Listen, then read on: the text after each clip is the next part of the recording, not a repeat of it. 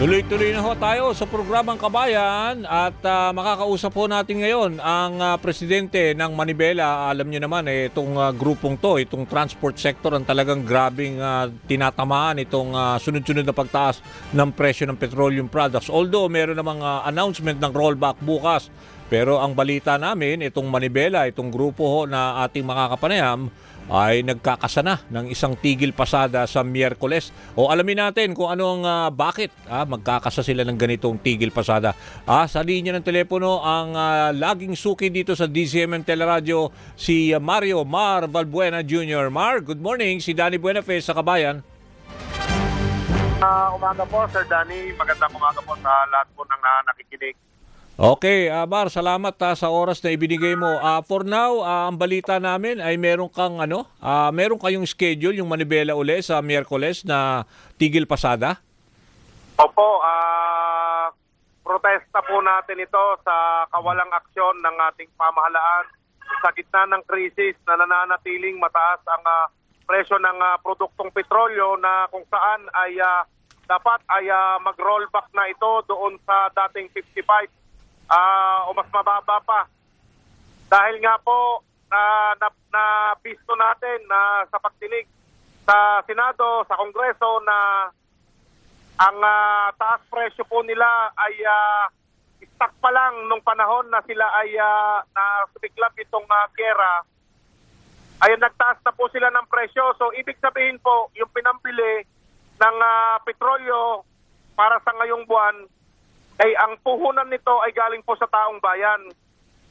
Na ang ibig sabihin po nito, kinuha na muna nila yung pambayad dito sa parating o dumating na mga petrolyo nung unang nagtaas sila na hindi pa naman po dapat. Namuhunan ng taong bayan, sila ang nagtumubo ng malaki, tubong lugaw.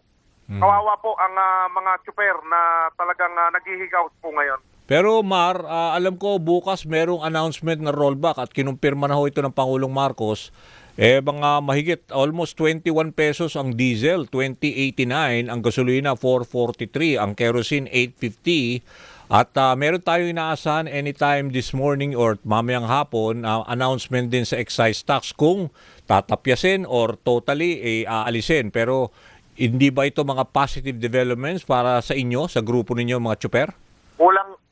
Kulang po ito, Sir Danny, kung may kukumpara doon sa pagmamalabis sa pagtaas po ng presyo ng petrolyo.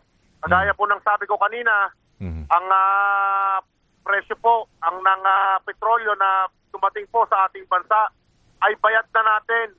Nung unang pumutok ang tensyon sa gitnang silangan, so dapat po ang rollback ngayon ay ibalik na doon sa dati. Hindi po dapat 20 o 21 pesos lamang.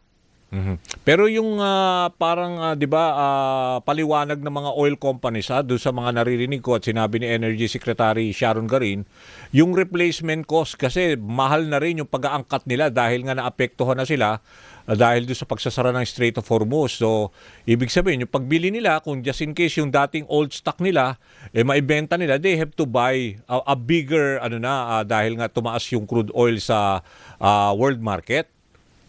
Tama po kayo, Sir Danny, Oo. Itinaas nila nung hindi pa mataas ang presyo ng bili nila. So ibig sabihin po, yung replacement cost, yung paliwanag nila. Yung replacement cost nila bayad na po nung mga panahon na hindi pa ganun kataas yung bili natin ng crudo. Tama po ba? Yun yung nila 'di ba? So bibili sila mas malaki na yung halaga. Bibili sila mas malaki pero naisingil na po sa atin nung unang linggo, pangalawang linggo hanggang nagtaas ngayon. ka agad sila, parang gano'n. Yung natitira nila inventory, yun ang sinasabi nyo na binenta nila na mas mahal na rin. Parang gano'n. Na mas mahal na rate. Opo. So ibig sabihin, kumbaga quick na tayo. So dapat yung dumating ngayon dahil naikarga nyo na nung mga unang buwan sa loob ng 43 days, dapat wala nang pagtaas ngayon. Dapat bumalik na sa normal. Okay. At bukod dyan, may rollback pa. So dapat, kasama pa po yun on top nung dapat presyo bago po sumiklab itong digmaan, itong gera sa gitnang silangan. Oo. Pero sa ngayon, Mar, gusto ko lang yung tigil pasada nyo. So sa Miyerkules, kayo lang, yung grupo nyo ng Manibela o meron pang mga ibang grupo like Pisto na Kahapon sasama? po may Oh. ibang grupo na yung Oh. kung tawagin po namin ay mga ibang transport entities, yung United Transport Alliance, iba-iba po yan. Oo. Iba-ibang region po yan na kasama namin. Kami rin po yung magkakasama nung nakaraang linggo na nagkaroon ng meeting at press con po sa Quezon City na kung saan in-amplify lang po namin yung panawagan nung nakaraang linggo. Okay. So pag sinabi nyo yung grupo nito, anyway, Wednesday pa naman. So you're expecting by, let's say, by tomorrow, meron pang ibang grupo na at least magbibigay simpatya or magsasama sa grupo nyo? Kanina po, kasama po namin ang National Federation ng Transport Cooperative.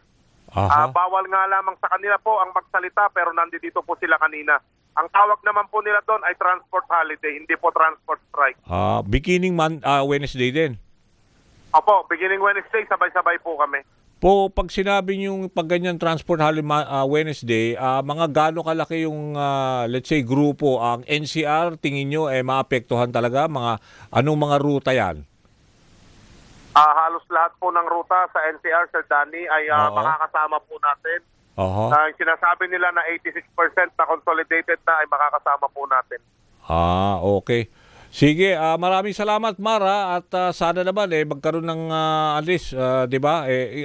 Ang masasakripisyo kasi dito yung mga mananakay, Mar. Totoo po kayo, pero kami po matagal nang nasakripisyo. Hindi lang po nasakripisyo, ginutom po kami. Oo, kaya nga naririnig din namin yung mga take home na average na lang na boundary ng mga driver. Kawawa talaga. Pero wala pong aksyon ng gobyerno natin dyan. At wala pong nagmamalasakit sa amin, Sir Danny. Okay. Sige, maraming salamat, Bar, at patuloy kami nga antabay sa mga developments dyan sa transport sector. Maraming salamat po. Okay, yan ho, si Mar Balbuena, siya ho ang presidente ng Manibela. Meron ho silang tigil pasada sa Miyerkules. At hindi ko alam kung 3 days yata yun. Anyway, antabayan na natin yung mga balitang yan. Tuloy-tuloy na ho tayo. Ngayon naman makakasama natin via Zoom. Ito naman ay spokesperson